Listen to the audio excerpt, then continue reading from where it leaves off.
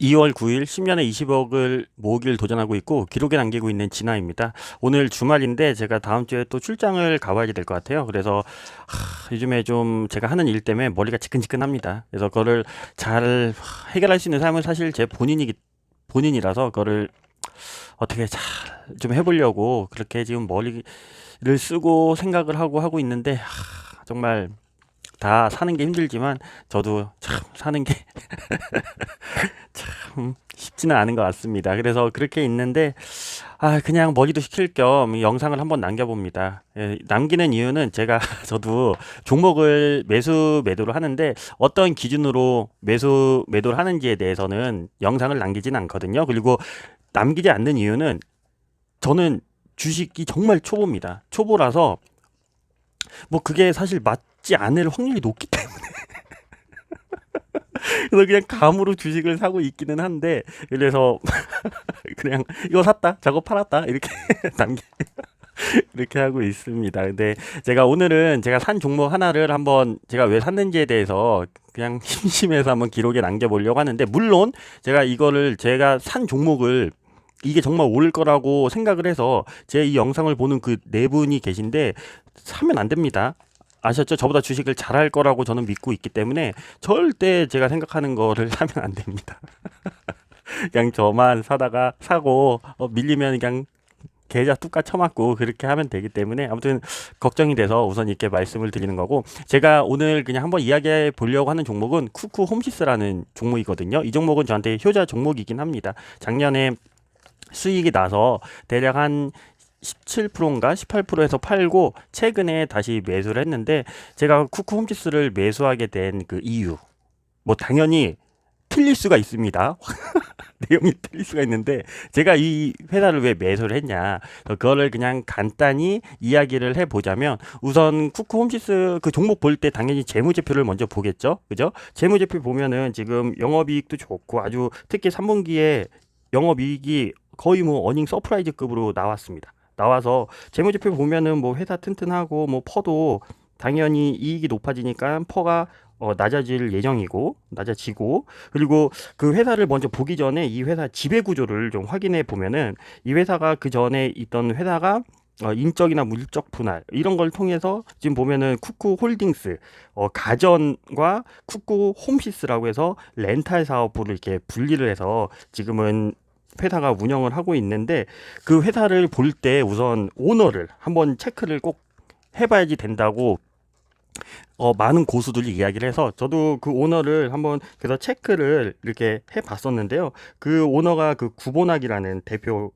대표님이신데, 그 분의 그 다른 어떤 그 예전 과거 행적이라든가 그런 어떤 경험이 있는지 그것 중에 뭐 여러 가지 뭐 그 사람 그 대표님의 뭐 어떻게 됐고 이런 얘기가 있지만, 그 중에 제가 가장 본 부분은 그 전에 이 쿠쿠라는 기업이 그 전에 성광전자라는 기업이었는데, 그 성광전자에서 이 구본학 대표님이 마케팅 담당, 특히 해외 영업부 쪽을 담당을 했던 이 기록을, 이 내용을 저는 굉장히 이 사람의 과거 그 능력이라든가 이런 부분을 봤을 때 가장 핵심 포인트라고 생각을 합니다. 그래서 우선 그 쿠쿠가 우선 정수기 쪽에서 처음에 후발주자로 뛰어들었는데, 그때 그 시절 2017년도에 그런 계정 수를 보면은 코웨이가 압도적으로 1위였고, 그 다음이 청보, 그 다음에 후발주자로 SK 매직이라든가 쿠쿠라든가 그 이후에 LG 이런 회사들이 나타났는데, 그래서 그때 당시만 해도 그 뉴스들을 보면은 쿠쿠하고 SK 매직이 시장의 그런 인지도라든가 그런 영업력에 비해서 그런 2위 기업이라든가 기존의 어떤 그 소비자층을 뚫고 들어가기가 힘들 것 같다, 그런 부정적인 그런 이야기가 많이 나왔습니다. 근데 그 지금 표에 보면은 이게 2017년도거든요. 근데 3년 후 지나고 나서 지금은 쿠쿠가 국내 계정 점유율을 보면은 2위는 아닌 것 같거든요. 그거를 찾아보면은 2위는 아닌 것 같아요. 아직 그 SK가 많이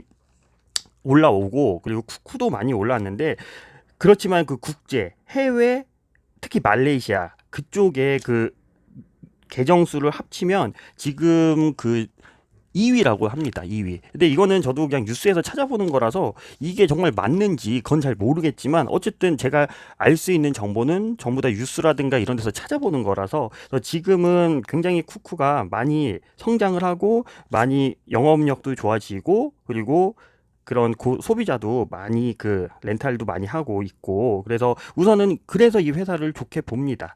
그리고 그 청호라는 기업이 예전에는 처음에 코웨이하고 같이 선두 기업이었는데 특히 이 렌탈 같은 경우에는 우선 알아볼 수 있는 게 우리 주변의 일이잖아요. 주변에 그 사용하는 자가 많은데 청호 같은 경우에는 지금 조금 안 좋죠. 안 좋다라는 얘기가 있는데 실제로 소비자 입장에서 보면은 청호는 그 AS 청호 써보신 분이 있는지 모르겠지만 청호는 AS를 5시까지인가 밖에 안 합니다. 그러면 소비자 입장에서 보통 직장을 다니고 바쁜 사람들이 물 끓여 먹기 싫고 하니까 정수기를 쓰는 건데 아니 AS를 5시까지 해주면 도대체 직장 다니는 사람들은 점심때 잠깐 오거나 그렇게 해야 되는 그 불편함. 그 왜 그렇게 하는지 모르겠어요. 그래서 그런 것 때문에 뭐 그 뉴스에 나오는 내용들 보면은 청호가 뭐 기술력이라든가 뭐 이런저런 이유라고 하는데 소비자 입장에서는 그것도 굉장히 크다라고 봐요. 그래서 그런 것 때문에 청호가 조금 안 좋고 그래서 쿠쿠는 뭐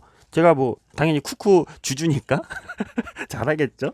잘하는데 그냥 이거는 그냥 다른 그냥 사소한 거지만 그 쿠쿠 홈시스가 그 침대 렌탈도 하거든요. 근데 렌탈도 반응이 굉장히 좋다고 해요. 그래서 그 렌탈을 많이 이제 소비자들이 그거를 이제 구매를 하고 있는데 이것도 그냥 소비자 입장에서 그 청호를 생각해서 그냥 그 대표님한테 뭐 이거 보진 않겠지만 대표님한테 이거 서비스를 좀 더 잘 해줬으면 좋겠다. 왜냐면 쿠쿠가 돈을 많이 벌면은 좋으니까. 그럼 뭐 그런 목적에서 이야기를 하자면 그 렌탈 그 침대 렌탈도 6개월마다 그 매트리스를 교환을 해주는데 교환을 해주는 것까지는 굉장히 좋은데 그 쓰던 폐 매트리스를 걔네가 수거를 안 해간다고 해요. 그래서 그것 때문에 사용자가 좀 불편함이 있다고 하는데 어쨌든 그것도 좀 소비자의 의견에 귀를 기울여서 좋은 회사가 되었으면 좋겠습니다. 그리고 제가 작년 9월 10월에 쿠쿠 홈시스를 처음 매수를 했는데 작년에 그 쿠쿠 홈시스가 점점 그 렌탈 쪽에서 많은 사업을 이렇게 나갑니다. 이렇게 론칭을 하는데 작년 6월 달에 처음에 쿠쿠 홈시스가 그 펫 전문 브랜드 넬로를 론칭을 하거든요. 그래서 그 목욕하고 나서 그 개털 이렇게 드라이 이런 거 해주는 거 그리고 밖에 나갔다 들어오면은 이제 개 미세먼지 묻고 이러는 것들 이렇게 청소해주는 그런 제품을 내놨는데 시장의 반응이 굉장히 좋은 것 같더라고요. 그리고 주변에서 그 개 키우는 사람들한테 물어봤더니 그 제품을 보고 매수를 하고 싶다 그런 얘기를 한다고 합니다.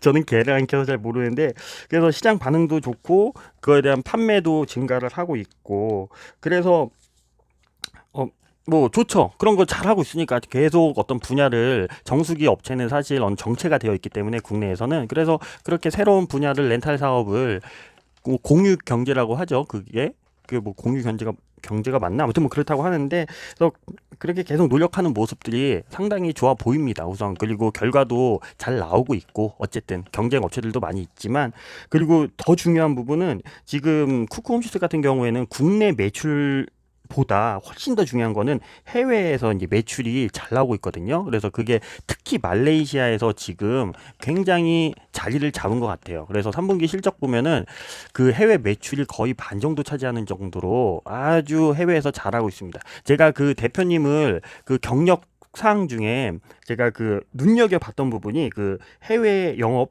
그 성광전자 다닐 때 해외 영업 마케팅 담당을 했던 게 아무래도 그 해외에서 지금 이런 실적을 내는 게 그런 어떤 경험이 있어서 그런 게 하는 게 아닐까라는 생각이 듭니다. 그래서 우선 말레이시아에서는 지금 어느 정도 자리를 잡고 잘 팔고 있는 것 같아서 여기서 이제 중요할 부분은 이거는 이미 결과가 나왔기 때문에 새롭게 또 다른 나라 동남아 쪽에 쿠쿠가 진출을 하고 그리고 이제 시작을 하려고 하는 단계인데 그 중에 이제 두 번째로 보는 그 해외 시장이 인도네시아를 지금 두 번째로 타겟을 잡고 지금 판매를 하고 있는 것 같아요. 근데 그러면 인도네시아에서 그러면은 과연 쿠쿠 홈시스라는 그 정수기가 잘 먹힐지 그 부분을 알아야 되잖아요. 우리가 그래야지 투자를 하고 이렇게 하는데 그래서 인도네시아가 어떤 나라고 그리고 주로 인도네시아에서 그 정수기를 사용하는 그 소비자층이 누구인지 그리고 인도네시아에서 한국 이미지, 정수기 이미지가 어떤지 이런 부분이 중요할 것 같아서 우선은 그 인도네시아의 중산층 그 분포를 한번 그 체크를 해봤는데 인도네시아가 그 생각보다 그 경제 성장률이 굉장히 좋은 것 같아요. 그래서 그 표에 보면은 계속 그 중산층 그 퍼센트가 계속 올라가고 있거든요. 그래서 일단 소비자는 정수기를 사용할 소비자는 많다. 그리고 그 안에서 물론 외국계 기업들도 많이 들어와 있기는 하지만 우선 소비자가 있어야 물건을 팔기 때문에 그래서 일단은 소비자가 있는 그런 시장이다. 그렇게 바라보고 있고 그리고 이거는 사실 쿠쿠홈시스하고 뭐 관련이 없을 수도 있지만은 그 2015년에서 2017년도에 기록이 있거든요. 그 기록을 보면은 우리나라가 지금 그런 인도네시아에서 팔고 있는 그 정수기라든가 어떤 그 다른 그 공공기관 이런 데서 파는 그 매출 순위를 보면은 지금 7위거든요. 7인데 중요한 거는 그 7이라는 숫자가 중요한 게 아니고 그 안에 보면은 2015년도부터 2017년도까지 그 증가율이 굉장히 다른 나라에 비해서 굉장히 증가를 하고 있습니다. 그래서 이거를 그냥 추측을 하는 거죠. 추측을 하는 거지. 이게 그러니까 이게 인도네시아에서 우리나라에 대한 그 이미지가 좋아지고 있는 거구나. 이렇게 생각을 할 수 있지 않을까요? 그래서 물론 그냥 그래서 이렇게 생각이 드니까 인도네시아에 들어가서도 성공을 할 수 있겠구나. 열심히 하면. 그리고 대표님이 그런 경력이 있으니까 해외 영업이나 마케팅에 그래서 말레이시아에서 성공한 것처럼 인도네시아에서도 좋은 결과가 나오지 않을까 그런 기대감이 있는 거죠. 그런 기대감이 있고 제가 최근에 다시 종목을 그래서 최근에 왜 그럼 재매수를 했냐 팔고 보면은 그 3분기 실적이 정말 잘 나왔죠. 잘 나오고 그러고 나서 3분기 실적 발표되고 나서 한 달 후부터 주가가 밀리기 시작을 했습니다. 밀리기 시작을 했는데 그 원인을 그 전문가들의 그런 리포트를 보게 되면은 그 말레이시아 쪽에서 그런 매출이라든가 그 사용자의 증가율이 떨어지는 게 아닌가라는 그런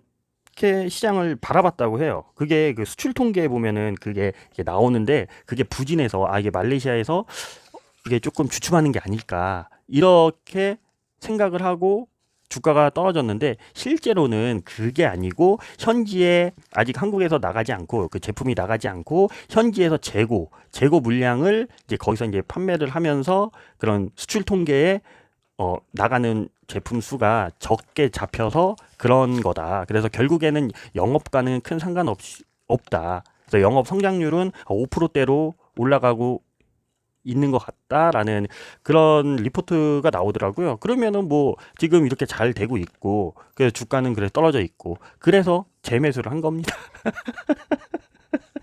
그래서 지금 이렇게 해서 샀는데 뭐 이게 이 내용이 틀린 걸 수도 있어요. 전 뉴스를 보고 그냥 하는데 이게 정확한 내용도 아니고 그냥 막연 정말 허접하죠. 그래서 그렇게 해서 그래서 쿠쿠홈시스를 재매수를 했는데 그래서 뭐 떨어지면 뭐 잘하고 있잖아요. 그러니까 떨어지면은 뭐 들고 가고 있고 뭐 수익이 오르면은 뭐 수익 좀 보고 팔고 뭐 그렇게 하려고 재매수를 했습니다. 어쨌든 심심해서 이렇게 기록을 남겨봤는데 어쨌든 화이팅 주말 잘 보내고 다음 주에 출장 가야 되는데 그거는 또 따로 사업 이야기는 제 속마음에 대해서는 또 따로 영상에 남길 거예요. 아무튼 화이팅!